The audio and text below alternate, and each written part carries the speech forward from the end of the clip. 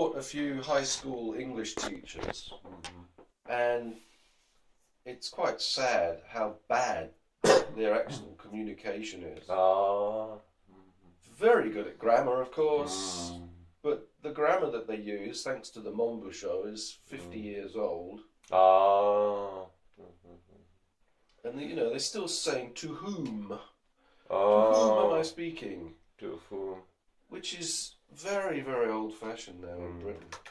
And they can't use singular they. Everyone. No. They are such and such. But oh my God! I saw a grammar book last year of junior high school. Junior high school. And it was grammar. Absolutely no communicative ability involved whatsoever. I was just crying. I thought, how sad. Because I remember, when I did French, German, and Latin at school when I was 12. And the first lesson in the French course, we never even opened the book. The first thing is we walk into the classroom, sit down, and the guy goes, bonjour. Bonjour. And we have to go, bonjour. Bonjour. Okay. So instantly you're communicating in the target language, and that's the way languages should be taught. And it is a tool for communication, nothing else. Too much concentration on grammar sometimes often leads to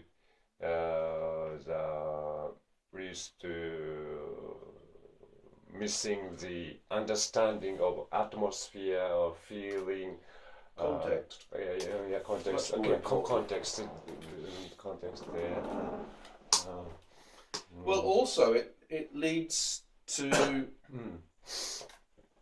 people being very afraid to make a mistake, which is the biggest bugbear that I've had in Japan. People want to always produce a perfect sentence, and otherwise they'll just remain silent. Which is that's so. I don't want to be seen as a fool.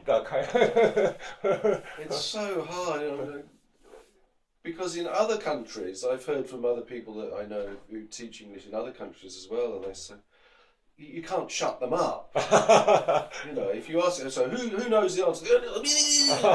In Japan, it's completely the opposite. So.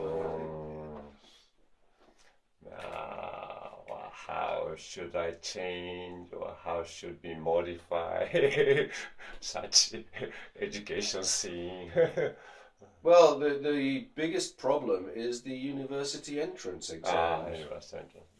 That's what all of the educational system in Japan is geared towards. Getting through those university entrance exams, and to do that, they're not interested in any communication ability whatsoever. It's just repetition of factual content. They're not really interested in your opinion as long as you can recite and replicate. That's all they want, which is very sad. In Japan, when you were at school, do they ever ask you to write down your opinion on anything? No, just being taught by the teacher. See, in Britain, at least they do that. They'll say, okay, this is what we've got, this is what we've taught you last week, so now I want to know what you think about it. And we actually had to sit there and, Hitler was obviously an idiot, blah, blah, blah. And, that giving your opinion is a skill which most people in this country don't possess. And it makes it very difficult, for example, for international trade. Because, the Americans are very forceful about giving their own opinions. And they value Somebody they have a so-called adversaries. Adversarial. Yeah, sure.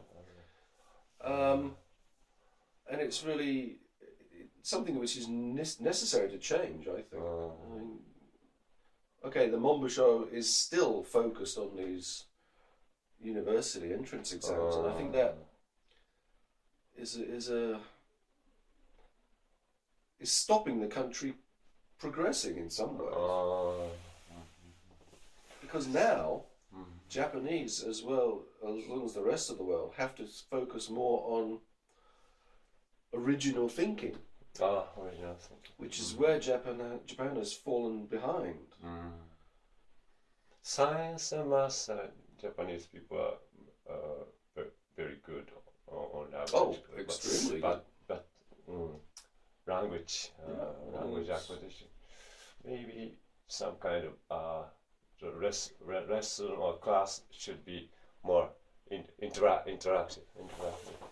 Any language class has to be interactive. If it's not, to my mind, it's not it's not performing. Even if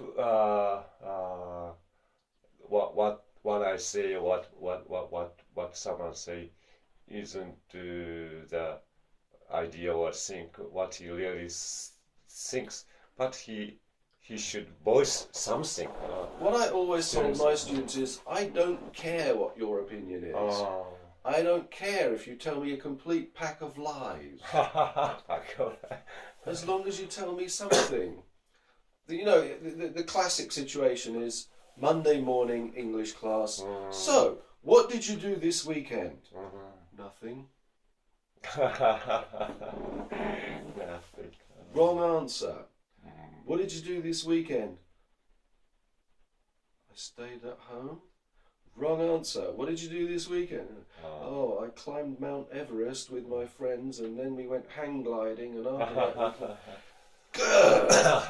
you know, I don't care if it's a complete tissue of lies, but tell me something. Tell me something interesting.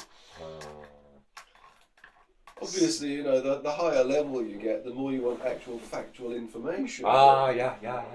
But in the beginning, statistical evidence. I don't care. You know, I don't care. If I say to you, know, what's your favourite colour? I don't care. I don't care if your favourite colour is pink, blue, green. I don't care. I just want to say something. Did you understand the question? Yes. Can you answer the question? Yes. Good. Next. That's the whole thing. I mean, people seem to think that we are asking a question because we're really interested in the answer. 90% of the time in the lower levels, no. Higher levels, yes. Maybe we actually want your input. We want to think what, you know, want to hear what you actually think. But if I'm asking you what's your favourite food, I don't care. So it's a conversation opener or icebreaker or it's just to get you to produce something. Produce something. That's all it is. It's kind of playing catch. Exactly. I throw the ball to you. You have to throw it back. Yeah. True. It's like, you know, a lot of people think that question answer is a conversation. It's not. It's an interrogation. Interrogation. It's not a conversation. Interrogation. I have spent many hours of my teaching career saying, you know, okay, question, answer, comment, question, answer. You know, plus alpha, please, boys. I've spent many hours trying to get that into people. But aren't those technique or aren't those style difficult for the ordinary Japanese teacher, English teacher at school? But they should. They shouldn't be. They shouldn't be. Shouldn't be. But there is also a cultural problem because in Japan the cultural thing is to do, when somebody else is speaking, you remain quiet and silent and listen until they have finished. Then you answer them. In most other countries, that's not the case. That's not the case. Interjection is considered to be quite normal and not particularly bad-mannered or anything like that. And one thing I noticed at the church, she was deacon, or she was deacon there, and she's also English school teacher. She speaks like native speakers of English, but she changed her English to Japanese English intentionally by just looking at the response or faces of the audience. that might be the difficult part of public or maybe school education, classroom education.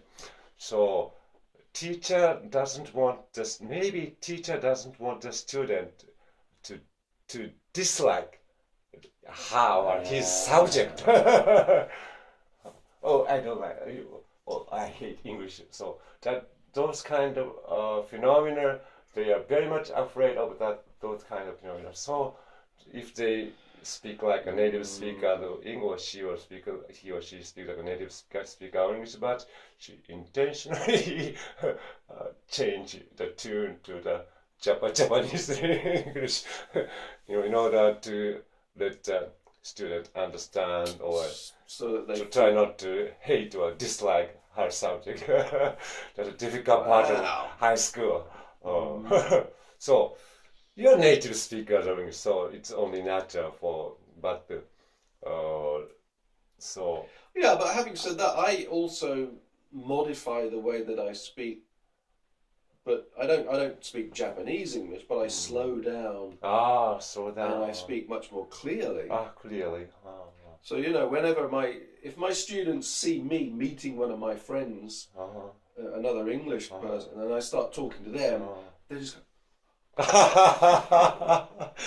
And you can see it. What did you say? I just said hello. How are you? Are you feeling right?